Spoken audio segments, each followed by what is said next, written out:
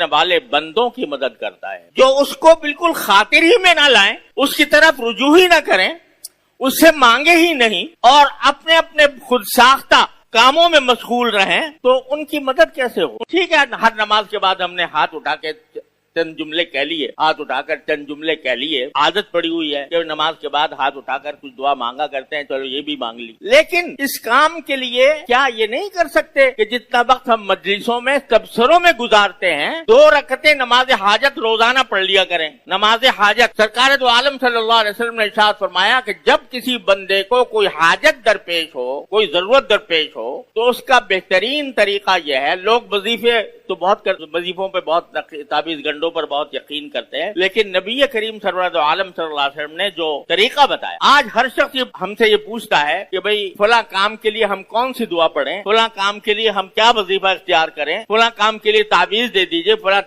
کام کے لیے گنڈا دے دیجئے. اور جب ہم ان سے کہتے ہیں بھئی ہمیں تعویذ گنڈے نہیں آتے، ہمیں وظیفے نہیں آتے، تو وہ سمجھتے ہیں یہ بیکار انہوں نے اتنا بڑا مدرسہ قائم کر رکھا ہے، یہ جو ہے اس میں اگر تعویذ گنڈے نہیں سکھائے جاتے اور عملیات نہیں بتائے جاتے تو یہ کارخانہ بیکار کام کر رکھا ہے ان لوگوں نے. ان کو یہ پتہ ہی نہیں کہ یہاں کیا ہوتا ہے اور کیا پڑھایا جاتا ہے، لیکن لوگ اس پر فریفتہ ہیں. لیکن جو چیز رسول کریم سرور دو عالم صلی اللہ علیہ وسلم نے خود بتائی کہ جب تمہیں کوئی حاجت درپیش ہو، کوئی ضرورت پیش آئے، تو پھر کھڑے ہو جاؤ اللہ کے دربار میں، تنہائی 2 رکعتیں پڑھو جس کو صلاۃ الحاجہ کہتے ہیں، اور 2 رکعتیں پڑھ کر کہو لا الہ الا اللہ العلی العظیم، لا الہ الا اللہ رب العرش العظیم. یہ جملہ کہہ لو، لا الہ الا اللہ الحلیم الکریم، لا الہ الا اللہ رب العرش العظیم. اس کے بعد ایک اور دعا بھی ہے، اللہم انی اسألک موجبات رحمتک وعزائم مغفرتک ومنجیات امرک وسلامت من کل اثم غنیمت من کل بر والفوز بالجنہ والنجاۃ من النار. یہ اپنی جگہ، چلو وہ نہ اگر یاد نہیں ہے تو نہ صحیح، لیکن لا الہ الا اللہ الحلیم الکریم، لا الہ الا اللہ رب العرش العظیم یہ کہہ کر اپنی حاجت اپنے پروردگار کی بارگاہ میں پیش کر. یہ طریقہ خود رسول کریم سرور دو عالم صلی اللہ علیہ وسلم نے ارشاد فرمایا ہر حاجت کے لیے، چاہے وہ انفرادی حاجت ہو اور چاہے اجتماعی حاجت. یہ سرکار دو عالم صلی اللہ علیہ وسلم کی تعلیم. اب آپ دیکھ لو کہ ہم 25 کروڑ کی آبادی ہے ہماری، اور روز ہم یا تو خود مبتلا ہیں لڑائی جھگڑوں میں، یا اس پر تبصروں میں، یا ایک کو گالی دینے میں اور دوسرے کو آسمان پر چڑھانے میں، جس کو جو ہمارا موافق ہے، جس کی طرف ہمارا رجحان ہے وہ آسمان پہ چڑھا دیا، اور جس سے ہمیں دشمنی ہے اس کو اسفل السافلین میں گرا دیا. روز یہ کام تو کر رہے ہیں، لیکن یہ بتاؤ کہ اس 25 کروڑ مسلمانوں کی آبادی میں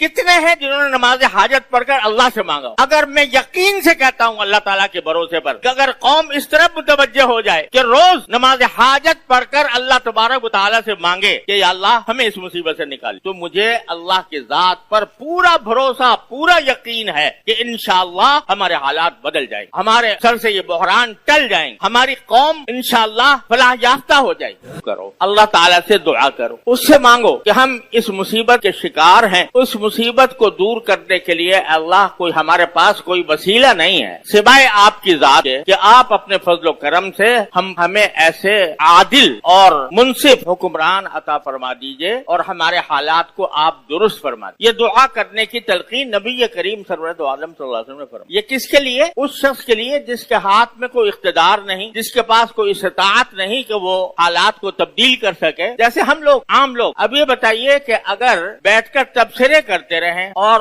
اس سے اپنی مجلسیں آباد کریں، اس میں کسی کی غیبت ہوگی، کسی پر بہتان لگے گا، کسی کی بے عزتی ہوگی، کسی کو برا بھلا کہا جائے گا، نتیجہ یہ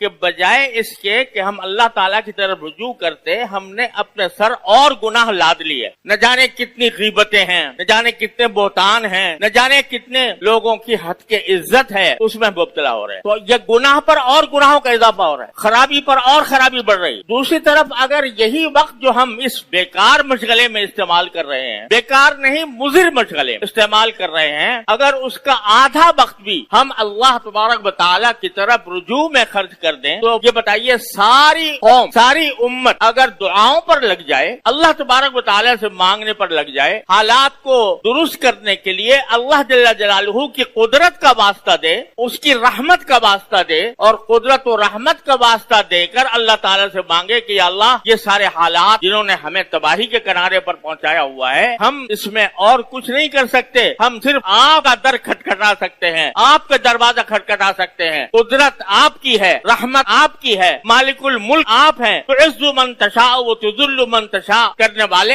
آپ ہیں, بیدک الخیر اور خیر جو کچھ ہے وہ آپ کی قبضے قدرت میں ہے. انک علی کل شیء قدیر, آپ ہر چیز پر قادر ہیں. اگر پوری قوم وہ ان فضول مجلسوں سے کے بجائے اللہ تعالیٰ کی طرف رجوع کرنے کا اہتمام کر لے